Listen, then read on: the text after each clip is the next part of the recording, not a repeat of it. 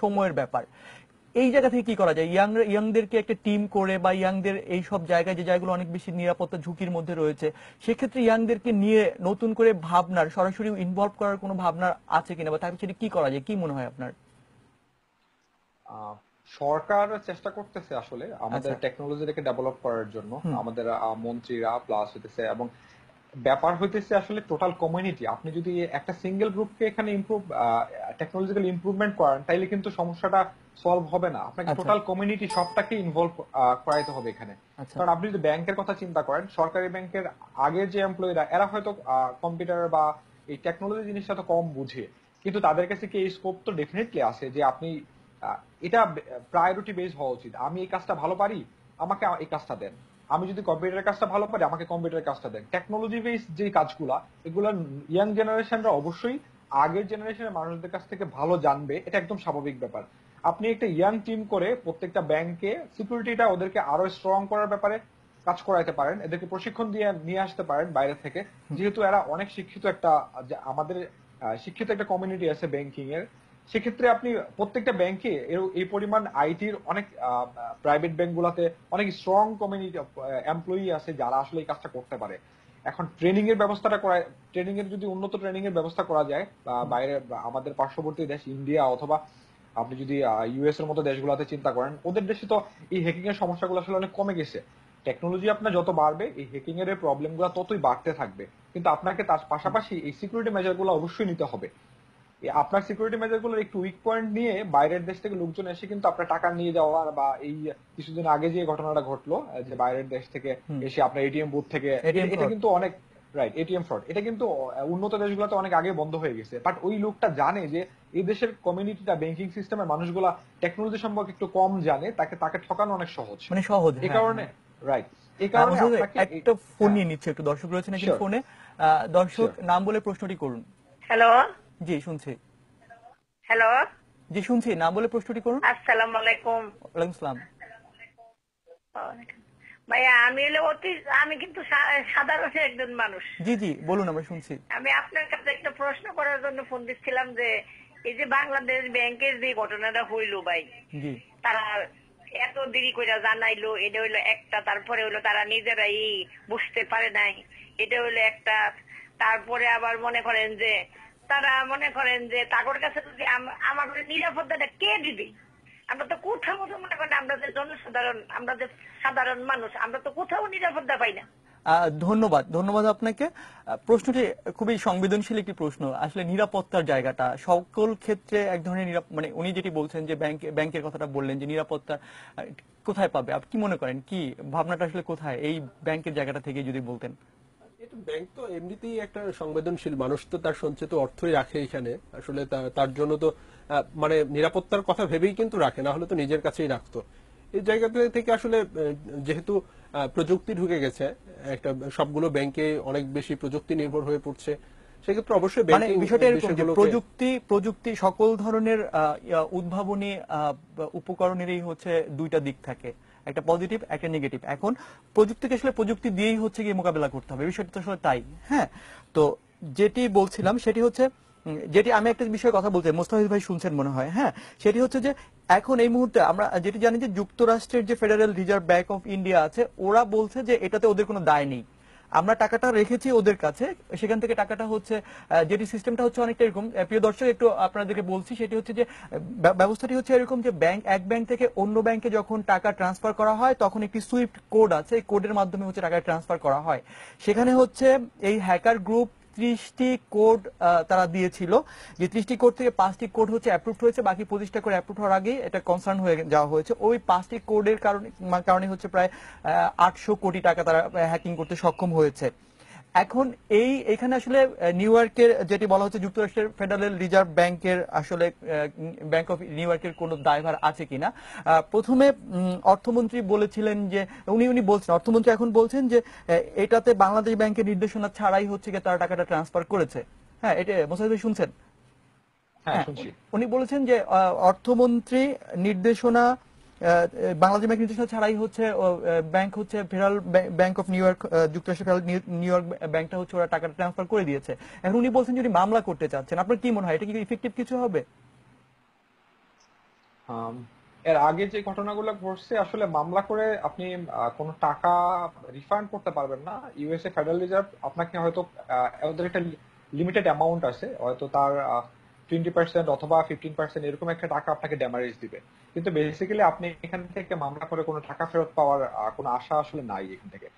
যে যেটা যে যে যে আরেকটি আরেকটি খুব মানে প্রশ্ন, সেটি হচ্ছে যে বলা হচ্ছে যে এখানে কিন্তু সিস্টেম ভেঙে হচ্ছে গিয়ে হ্যাকিংটা করা হয় নাই, এটি হচ্ছে কোড দিয়ে হচ্ছে হ্যাকিংটা করা হচ্ছে। তো আশঙ্কা করা হচ্ছে বা সন্দেহ করা হচ্ছে এরকম যে বাংলাদেশ ব্যাংকের ভেতর থেকে কেউ এটার সাথে যুক্ত ছিল। কি মনে হয় আপনার? আহ, আপনি পৃথিবীর যত বড় বড় স্ক্যাম দেখেন বা যত বড় বড় দুর্নীতিগুলোর পেছনে কিন্তু ইন্টারনাল লোকজন আসলে আসলে জড়িত থাকে। ইন্টারনাল লোকজন ছাড়া এটা করা আসলে একটু টাফ। যে আপনি একজন আপনার ঘরে কি আছে, কিভাবে এই কাজটা করতে হবে, এটা জানার জন্য বেসিক্যালি আসলে ফার্স্ট টার্গেট করে হতেছে ব্যাংকের কোনো এমপ্লয়িকে ইনভলভ থাকার ব্যাপারটা। কিন্তু থাকতে পারে আসলে এখানে হ্যাকিং এর ক্ষেত্রে যে ব্যাপারটা হয়, এটা এমপ্লয়ি ছাড়াও পসিবল এই কাজটা করা। এখন যদি এখানে তদন্তের প্রয়োজন আছে, যদি মনে হয় যে ব্যাংক বাংলাদেশ ব্যাংক তদন্ত করে দেখুক যে 6 জন বা 7 জন বাংলাদেশ ব্যাংকারকে ওরা সন্দেহ করে ওদের অ্যাকাউন্ট ফ্রিজ করছে, তো এদেরকে তদন্ত করে এরা দেখুক যে আসলে এরা ইনভলভ কিনা এই ব্যাপারটাতে। তবে আমার কাছে মনে হইতেছে যে যদি এটা ইনভলভমেন্টটার চেয়ে আমাদের আইটি সিকিউরিটিটাকে আরো অনেক স্ট্রং করা দরকার। আপনি মোস্তাফিজ মোতাহির ভাই, জি, সরি ইন্টারাপ্ট করছি, কারণ হচ্ছে আমাদের হ্যাঁ, সাথে এই মুহূর্তে লস অ্যাঞ্জেলস থেকে একজন দর্শক ফোনে যোগাযোগ করছেন। আমরা তার সাথে কথা বলবো। হ্যাঁ, প্রিয় দর্শক, নাম বলে প্রশ্নটি করুন। শুনতে পাচ্ছেন? জি হ্যালো, আসসালামু আলাইকুম। জি, ওয়ালাইকুম সালাম। আমি লস এঞ্জেলস ব্রাঞ্চ, স্ট্যান্ডার্ড ব্যাংকের লস এঞ্জেলস ব্রাঞ্চ থেকে বলছিলাম। আমাদের ঢাকাতে স্ট্যান্ডার্ড ব্যাংক, এটা 96 এর ব্যাংক, তারই ধারাবাহিকতা এখানে আমরা আসছি। লস এঞ্জেলসে একটা ব্রাঞ্চ আছে, সেই ব্রাঞ্চের আমি ম্যানেজার হিসাবে, আমার নাম শাহ আলম খান চৌধুরী। আমরা এখান থেকে প্রতিদিন ফরেন রেমিটেন্স প্রচুর পাঠাচ্ছি। প্রায় প্রতি মাসে $1 মিলিয়ন চলে যাচ্ছে লস এঞ্জেলস ব্রাঞ্চ থেকে। তো আমরা যেভাবে টাকাটা পাঠাই, এখানে কাস্টমার এসে টাকা দেয়, আমরা আমাদের একটা সফটওয়্যারের মাধ্যমে আমাদের স্ট্যান্ডার্ড ব্যাংকের হেড অফিসে আমরা এটা থ্রো করি। হেড অফিস ওটা প্রত্যেকটা ব্যাংকের যে কোনো প্রত্যন্ত অঞ্চলের গ্রামে গঞ্জে অ্যাকাউন্টে দিয়ে দিচ্ছে, অথবা ক্যাশ পিক আপ আইডি নিয়ে টাকা নিচ্ছে। ওটা পিএফটিএম এর মাধ্যমে এটা থ্রো করছে হেড অফিস ঢাকা। আমার এখন প্রশ্ন আপনাদের কাছে, বড় ভাই আছেন স্কাইপিতে, ওনার কাছে আমি জানতে চাচ্ছি, বাংলাদেশ ব্যাংকে যে 800 কোটি টাকা নিয়ে গেল, এই প্রসেসটা আমায় কিন্তু ক্লিয়ার হলাম না। আমাদেরকে একটু শর্টকাটে বলবেন কি, যে কিভাবে টাকাটা থ্রো করলো, কিভাবে কোন পার্টির অ্যাকাউন্টে গেল, সেটা কে দায়িত্ব নিল? বাংলাদেশ ব্যাংকের কাছে তো নিশ্চয়ই আমরা যেরকম হেড অফিসকে দিই, হেড অফিস আবার থ্রো করে। এই ব্যাপারটা আমাকে একটু কাইন্ডলি ক্লিয়ার করবেন। শাহ আলম ভাই, তার আগে আমাদের আরেকটা প্রশ্ন আছে, সেটি হচ্ছে আপনারা যে এই যে একটা বিশাল অ্যামাউন্টের টাকা পাঠাচ্ছেন, এই টাকাটা যখন বাংলাদেশ থেকে তোলা হচ্ছে বা আপনাদের লোকাল অন্যান্য ব্রাঞ্চগুলোতে হচ্ছে অ্যালোকেট করা হচ্ছে, এই প্রসিডিউরটা মানে তখন তাদেরকে আসলে কোন প্রক্রিয়ার মধ্যে দিয়ে তারা টাকাটা তুলছে? তাদের তো একটা এভিডেন্স, তাদের তো একটা এভিডেন্স দিতে হচ্ছে, একটা কোড বা একটা পিন নাম্বার দিতে হচ্ছে। এই প্রক্রিয়াটা আসলে কি, মানে কি প্রক্রিয়া তারা টাকাটা উঠাচ্ছেন, একটু যদি বলতেন। একটা গুড কোশ্চেন, আপনার এটা ভালো প্রশ্ন করেছেন। আমরা দুই ভাবে টাকা দিই। যাদের অ্যাকাউন্ট নাই তাদেরকে বলি যে বেসিক্যালি আইডি নিয়ে টাকা নিবে, তারা ন্যাশনাল আইডি অথবা পাসপোর্ট নিয়ে যে টাকা নিবে, তারা এখান থেকে একটা যে সেন্ডার মানি সেন্ড করে তাকে একটা আমরা রেফারেন্স নাম্বার অথবা পিন নম্বর বলেন, যেটাই বলে একটা নাম্বার দিই। এই নাম্বারটা ওরা রিসিভার পেয়ে যায় পার্টির কাছ থেকে। ওই নাম্বারটা নিয়ে এবং আইডি অথবা ন্যাশনাল আইডি নিয়ে একটা টাকা উঠাতে যায় ওই ব্রাঞ্চে। এখানে আমার আরেকটা প্রশ্ন আছে, একটু একটু সহজ একটা প্রশ্ন। ন্যাশনাল আইডি কার্ডে বাংলাদেশে যেটা হয়, যেটা ন্যাশনাল আইডি কার্ড যদি সে জমা দেয়, তাহলে কি সে টাকাটা মানে উঠাতে পারে? বিষয়টা কি এতটাই সহজ? ব্রাঞ্চে গেলে ন্যাশনাল আইডি নিয়ে যেতে হবে এবং তাকে রেফারেন্স বা পিন নাম্বারটা নিতে হবে। তখন ওখানকার কনসাল অফিসার তারা ওটা যাচাই বাছাই করে দেখে এই ব্যক্তি সেই ব্যক্তি কিনা এবং তার নামের সাথে মিল আছে কিনা। নামের সাথে যদি মিল না থাকে তাকে প্রশ্ন করে, সে প্রশ্নের উত্তর যদি সঠিকভাবে দিতে পারে তাহলে তারা কনফার্ম হয় যে এটাই সেই পার্টি রিসিভার, তাকে দিয়ে দেয় টাকাটা। মানে কিছু যে ফ্রিকোয়েন্টলি আস্কিং কোশ্চেনের মতো থাকে, তাই তো? রাইট, এবং তার সাথে তো নামের মিল থাকবে, আইডির নাম মিলতে, আমরা যে নামে টাকাটা পাঠাই অ্যাকুরেট নাম থাকতে না, হবে। আমি বানান আমি ভুল গেলে আমি তো পাবে আমি না। প্রশ্নটি কেন করলাম সেটি হচ্ছে যে আমাদের ন্যাশনাল আইডি কার্ডের যে ছবিগুলো আছে সেই ছবিগুলো দেখে আসলে বোঝার উপায় নেই যে ছবিটা আসলে কার।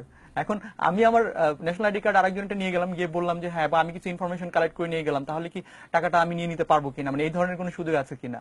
না, এখানে একটা ব্যাপার আছে, যেরকম ডেট অফ বার্থ আছে, তারপরে আপনার ওখানে টেলিফোন নাম্বার আছে আর পার্টির রিসিভারের মোবাইল নাম্বার আছে। আচ্ছা আচ্ছা তাতে যাচাই করা খুব সোজা হবে। যেরকম ধরেন আমেরিকায় বলি, এই যে কোনো ব্যাংকে আমরা যখন ট্রানজাকশন করি, ব্যাংকে ফোন করলে তারা আমাদেরকে সিকিউরিটি কোশ্চেন 3-4টা করে।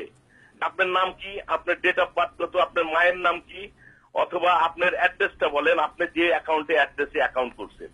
এই 2-3টা প্রশ্ন আমেরিকান ব্যাংকগুলো করে সিকিউরিটি। কিন্তু এগুলো মিলতে কিন্তু হবে। কিন্তু ভাইয়া বিষয়টি হচ্ছে যখন ফার্স্ট নেম লাস্ট নেমেরও মিল থাকবে। বিষয়টি হচ্ছে, আমাদের প্রশ্ন হচ্ছে ধরেন একটি সংঘবদ্ধ চক্র এই ধরনের একটা ঘটনার সাথে জড়িত, তাদের কিন্তু যেই বিষয়গুলো আপনি বললেন এই বিষয়গুলো তাদের পক্ষে সংগ্রহ করা কিন্তু খুব কঠিন কোনো ব্যাপার হওয়ার কথা না। সেক্ষেত্রে আপনার কি মনে হয় যে আপনার ব্যাংক যেই পদ্ধতিতে টাকা পাঠাচ্ছে সেই পদ্ধতিটি যথেষ্ট নিরাপত্তা আছে কিনা সেই পদ্ধতিটির মধ্যে, কি মনে হচ্ছে আপনার?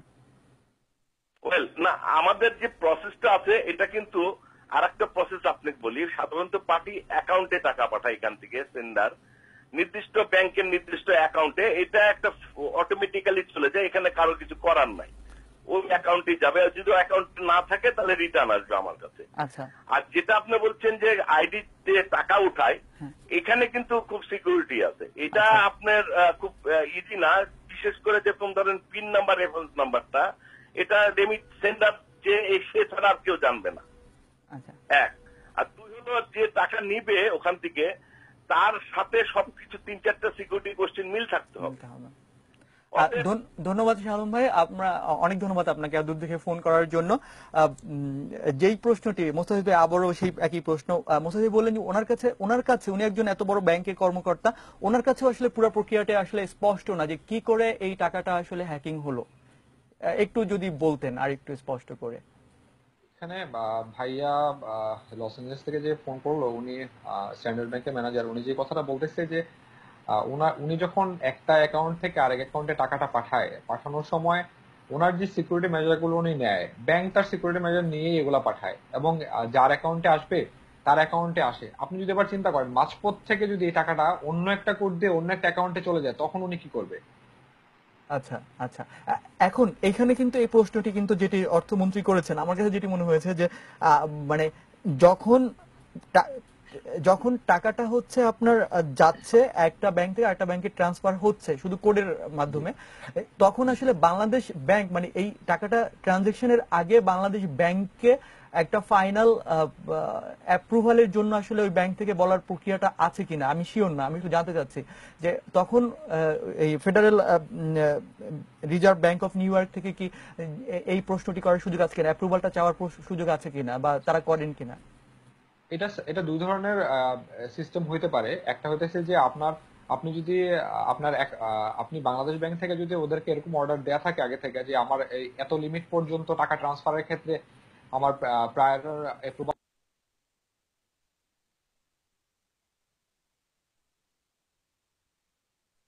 আমাকে ইনফর্ম করতে হবে, তখন আসলে তাকে ইনফর্ম করতে হয়। আচ্ছা, তখন যদি এই ইনফরমেশনটা না ছাড়া সে টাকাটা ট্রান্সফার করে, রাইট। ধন্যবাদ মোস্তাফিজ ভাই, আমাদের সময় প্রায় শেষ মুহূর্তে আমরা আবার একটু সজীব ভাইয়ের কাছে যাচ্ছি। সজীব ভাই, আপনি ইয়াংদের নিয়ে কাজ করছেন, তো ইয়াংদের ভবিষ্যতের বাংলাদেশ একটু যদি বলতেন, কি মনে হয়? নিঃসন্দেহে ভালো। ইয়ংরা সবসময় তো ভালো কিছুই ভাবে, মানে ইয়ুথদের কাজে এটা ভাবনাটাই এরকম যে আসলে সবকিছু সবুজ, সবকিছু তাদের মতো করেই ভাবনা। নিঃসন্দেহে ভালো হবে। অনেক কিছু আপনি জানেন যে নানা ধরনের বাধা আসতে পারে, এর মাধ্যমেই আসলে চলবে। আসলে কিছুদিন আমাদের রাজনৈতিক প্রেক্ষাপট যেটাই বোঝানো হোক, যে কোনো স্বাধীনতার পর থেকে আমরা যদি ফিরে তাকাই আর কি, আসলে একটা রাজনীতি বিমুখ একটা প্রজন্ম গড়ে তোলার একটা যে প্রচেষ্টা ছিল, আমরা যদি দেখতে পারি আসলে বড়দের মতো কথা বললে এরকম, সেটা হয়তো কেটে যাবে। এখন তো সবাই অনেক বড় ধরনের কাজ করছে, তরুণরা অনেক সফল হচ্ছে, বাংলাদেশ থেকে অনেক ভালো ভালো কাজ হচ্ছে, নিঃসন্দেহে ভালো হবে। ধন্যবাদ সজীব ভাই। মোস্তাফিজ ভাই, আপনাকেও ধন্যবাদ। আমাদের প্রোগ্রামের সময় প্রায় শেষ, আমরা শেষ করব এখনই। প্রিয় দর্শক, আমাদের সাথে এতক্ষণ রয়েছেন, অনেক ধন্যবাদ। যেটি আমরা এতক্ষণ আলোচনা করছিলাম যে তরুণ নেতৃত্ব বা তরুণদের দায়িত্ব, সেই বিষয়টি নিয়ে বাংলাদেশের অতীত ইতিহাস দেখলে যেটি দেখা যায় যে তরুণরা সবসময় এগিয়ে এসেছে, প্রত্যেকটা ক্রান্তি লগ্নে এগিয়ে এসেছে এবং খুব দৃঢ়তার সাথে এগিয়ে এসেছে, এবং সামনের দিনগুলোতেও ভবিষ্যৎ বর্তমান প্রত্যেকটা সময় তরুণরা এভাবে এগিয়ে আসবে, সেই বিশ্বাস সেই আশা আমাদের সবার রয়েছে। ভালো থাকবেন, সুস্থ থাকবেন, শুভরাত্রি।